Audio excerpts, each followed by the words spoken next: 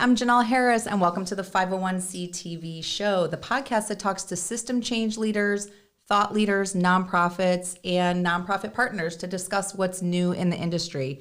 Whether you've been around for decades or maybe you're just looking at starting a new nonprofit, this show has information that you're going to want to see. In addition to that, we're also going to give you all of the season's hottest dates and information on all of the highly anticipated events and galas that are going on around the area. Today, I am super excited to be sitting down to talk to the one and only Chip McKenney, founder of Gay Polo League. Hello, Chip. Hi, Jenell. Thank you for having me on. And congratulations on your new show. Oh, thank you so much. I can't think of a more exciting guest to have as the first person here. So why don't you just do me a favor and introduce yourself a little bit and tell me about you and how Gay Polo League got started and just a little background. So I am the founder and president of the Gay Polo League, which is the only gay-identified polo league in the world. I started in 2006, actually, when I was living in Los Angeles. Okay. And I started it specifically because I wanted to increase my social network within the LGBT community. I didn't really have a vision beyond that. Okay. And I started it sort of as a ragtag once a month type thing. And I would invite friends. We would go to the Santa Barbara Polo Club, and I'd invite friends to come and take a lesson in the arena. And then we'd have a picnic afterwards and watch real polo being played. Awesome. So it started out a little, pretty innocently, really. And then rolling forward in about a year or two into it, I started getting more organized. So like I built a website, and then I started some social media. This when social media first came out. Yeah. And it just started to snowball very quickly. And now we have members in 15 countries.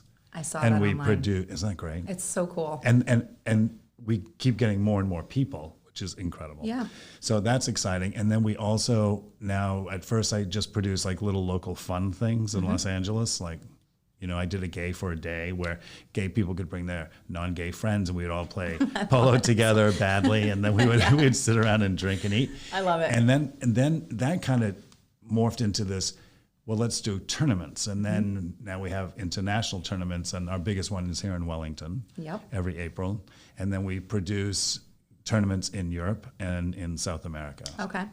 So the game of polo itself, I mean, I can't think of any other sports that, I mean, just so fun.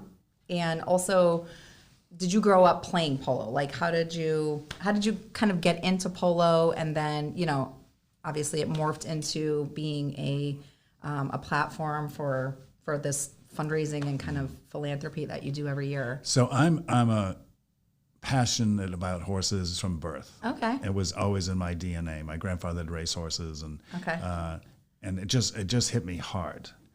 And my background actually is not in polo. I didn't ever see a polo game till I was about 40. Really? But I showed jumpers, and I did that as a junior in New England, and then I went to graduate school in Los Angeles. After I got out of graduate school, then I bought jumpers, and I competed pretty extensively for years.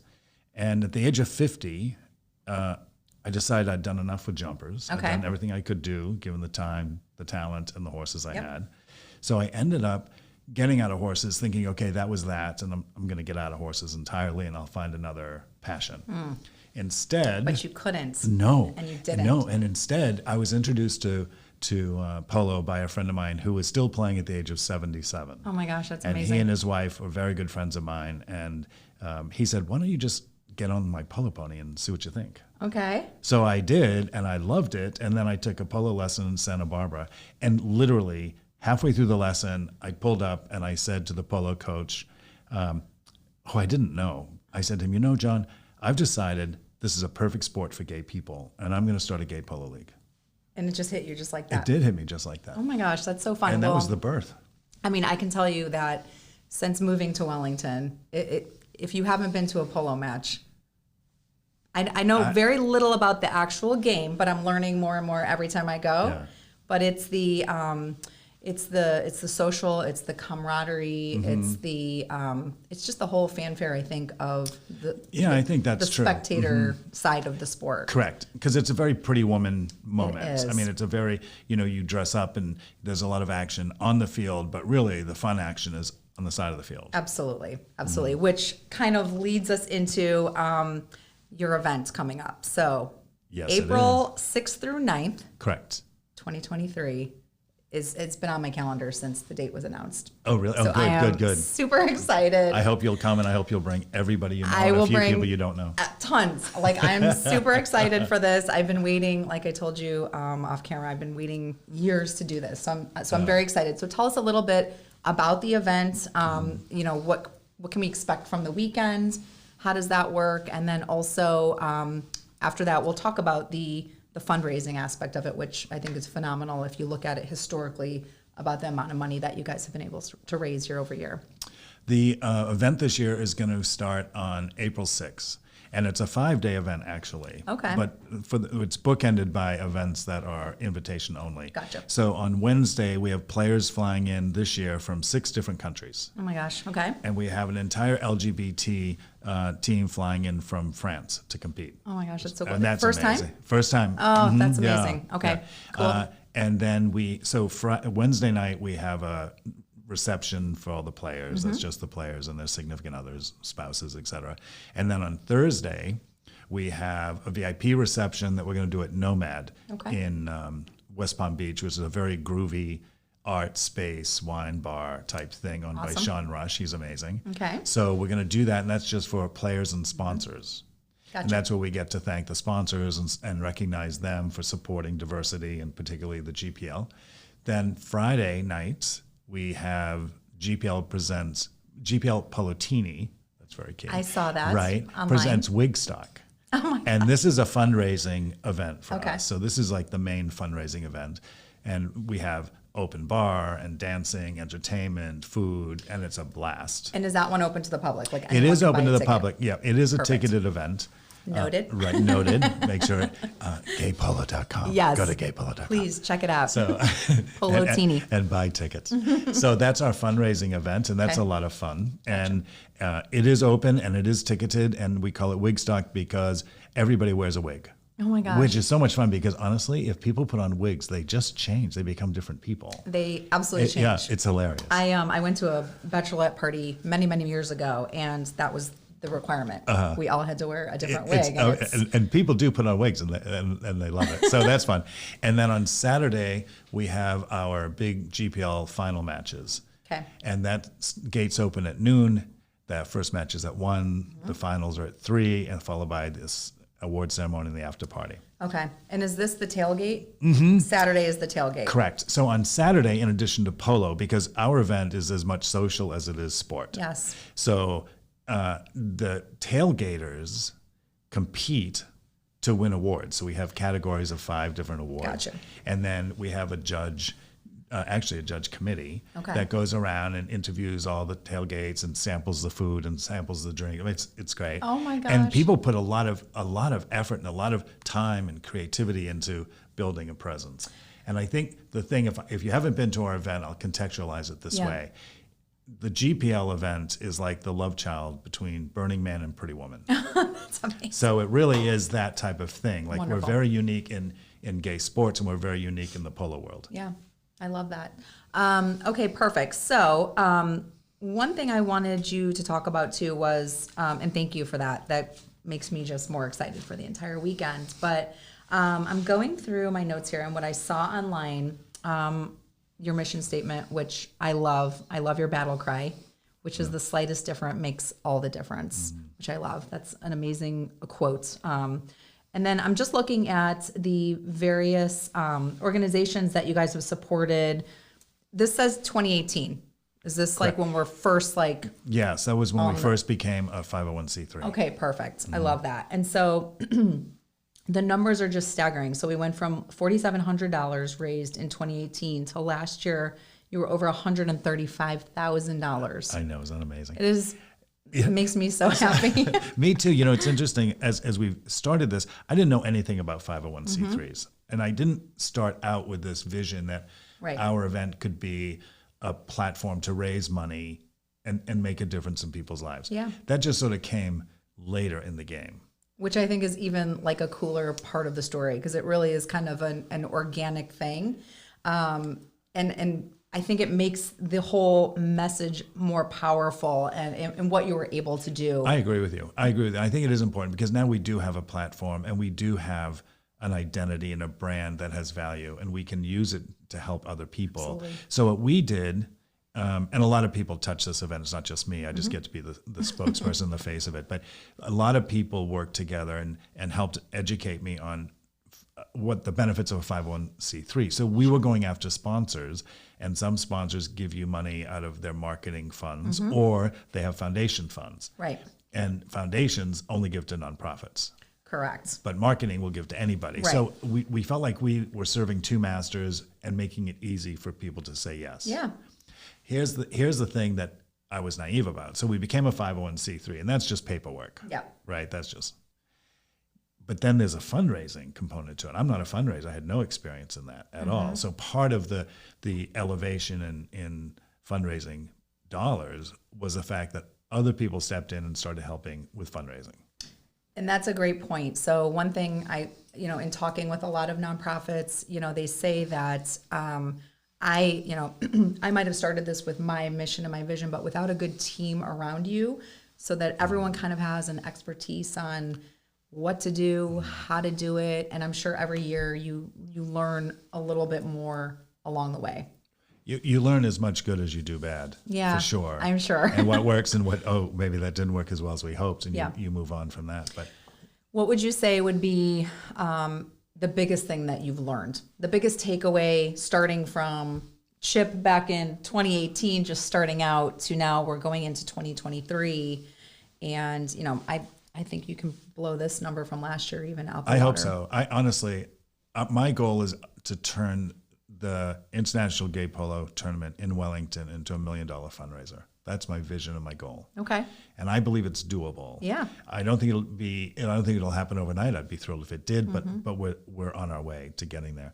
I think the thing I learned the most is stay true to your vision, because there's a lot of influencing that wants to pull you off who you are or away from your brand. Right. And that for me was something that I learned sort of going through this year after year after year. For example, because we are an LGBT identified league, there's this tendency for people to want to sexualize us.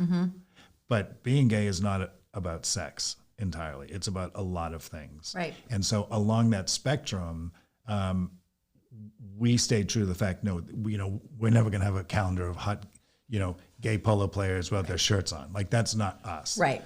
Excuse me. And I feel once you understand what your brand values are and you stay true to those, then good things happen. And you start attracting like-kind companies Absolutely. and sponsors and people. I think good people always attracts the good. And it makes me happy to hear you say that you kind of stayed the course when it's easy to be pulled. Well, it is easy to be pulled. And, people can be so enthused about what their idea, what their concept is of who our league should be and how we reflect ourselves and present ourselves. Right. That it can be tempting to go off the rails a bit. I'm sure. But we don't. Good. I love that. I love that. I'm so looking forward to it. I'm not saying we never will. I'm just saying we haven't so far. So far, so good. So far.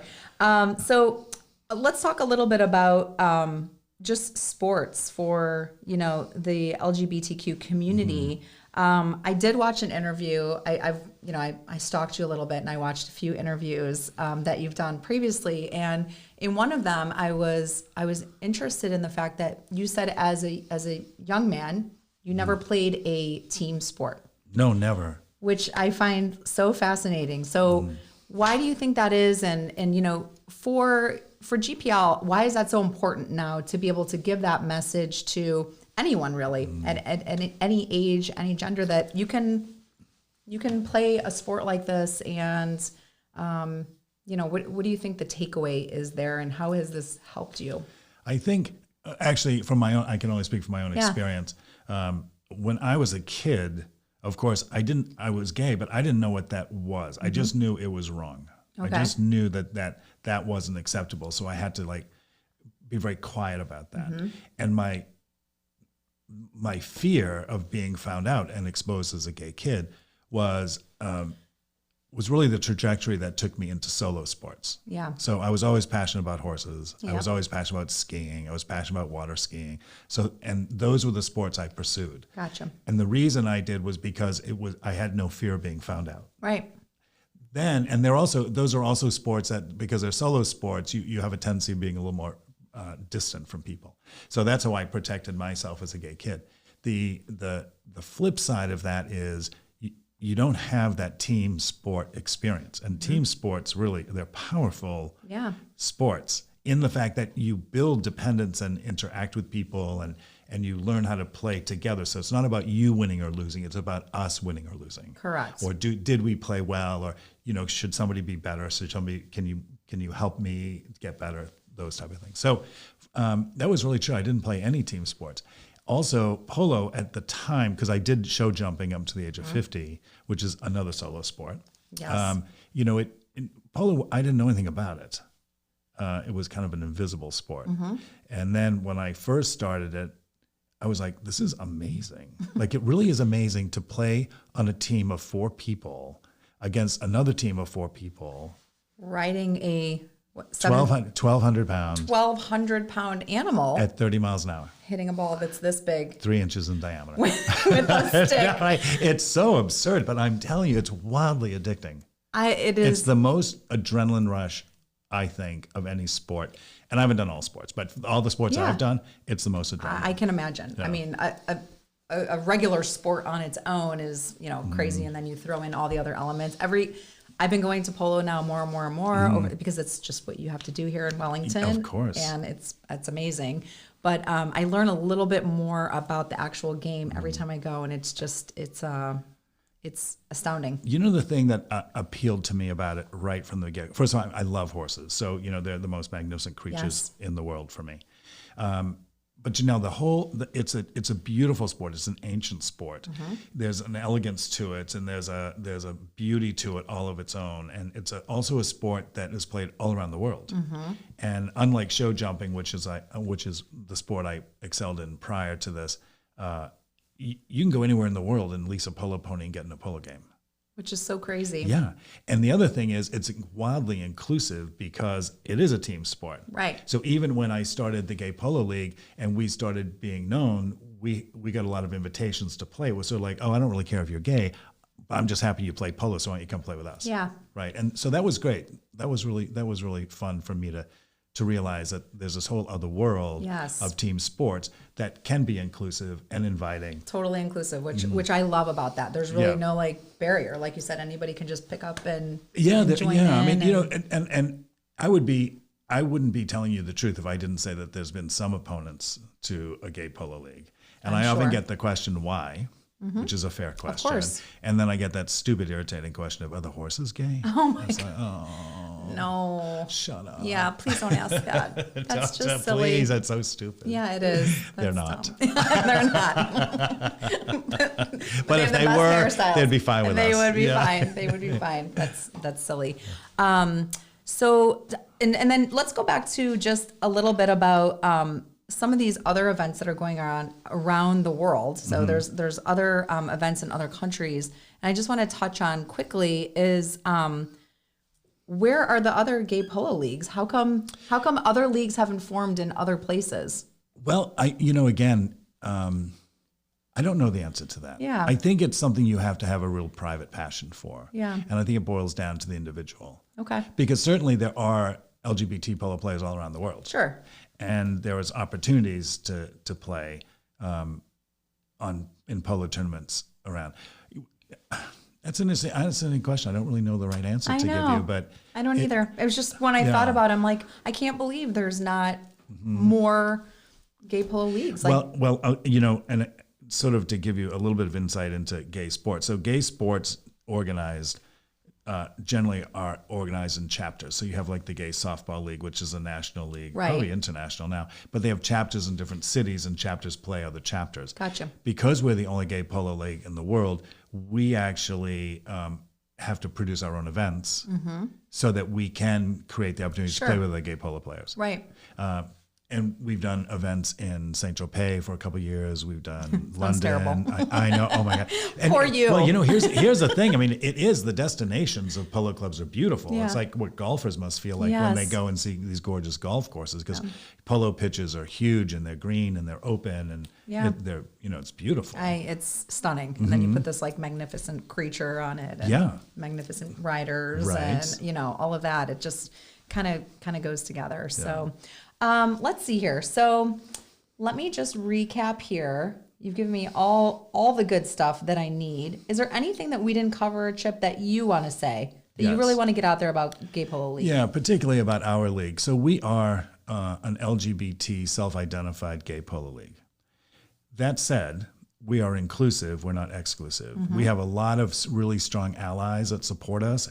And almost every tournament we have allies that play on our teams. So we invite that. We think it's super important that this is a league for everybody. Right. And we have no expectations or set definitions of the quality of play or your athletic ability. Really, it's the only expectations that we have is if you want to play with the GPL, you make it a better day because you're there.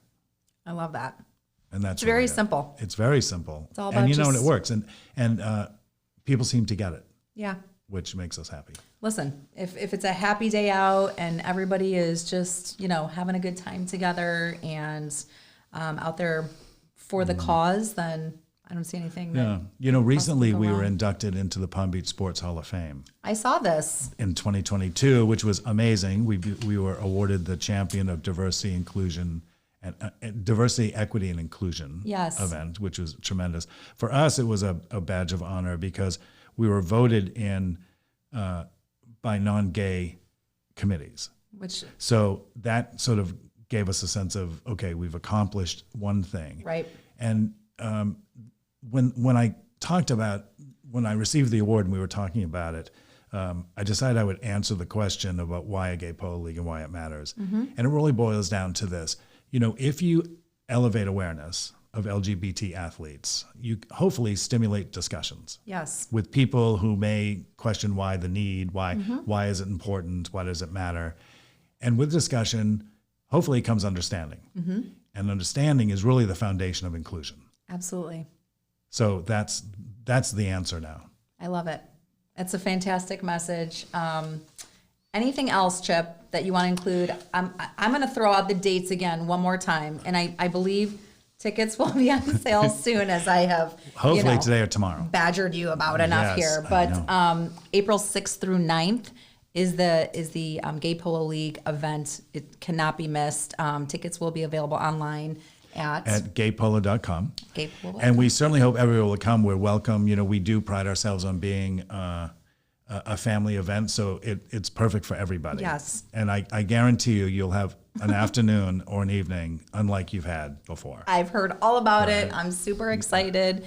I want to thank you so much for joining us today. I can't tell you how exciting it is to meet you you're so nice. And to have you in our community here in Wellington, and just somebody that's around here doing good things and being a good person. And thank you. I appreciate it. And also I appreciate you letting me introduce GPL to your audience. Thank you very much. Again, we've talked about where to find Chip and Gay Polo League. And as always, thank you for joining us on 501c TV. I want to give a big shout out also to Kana House Studios, the only and best content creation studio here in Wellington, Florida. And if you want to follow me on 501c TV, or somebody that you think might be a great guest to have on here to talk about their nonprofit or their expertise in some area of nonprofits, please visit our website at 501cts.com. And there is a little space there where you can go on and fill out a form and nominate yourself or somebody great like Chip to come join us in studio here and talk soon.